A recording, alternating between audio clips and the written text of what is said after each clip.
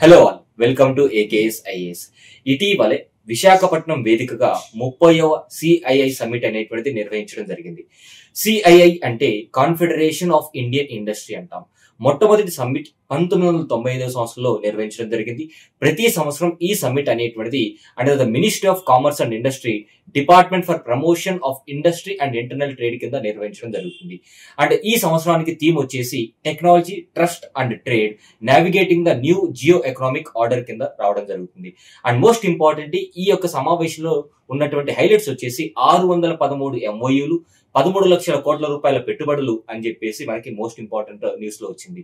And majority of the యొక్క పెట్టుబడులు వచ్చేసి ఎనర్జీ సెక్టర్ లో 5 లక్షల కోట్లు, ఇండస్ట్రీ 2,80,000 కోట్లు, ఇన్ఫ్రాస్ట్రక్చర్ 2 లక్షల కోట్లు, ఐటీ వచ్చేసి 1.59 లక్షల కోట్లు, and Amaravati capital city development కోసం 48,000 కోట్ల రూపాయల పెట్టుబడుల అవగాహన ఒప్పందం జరిగింది.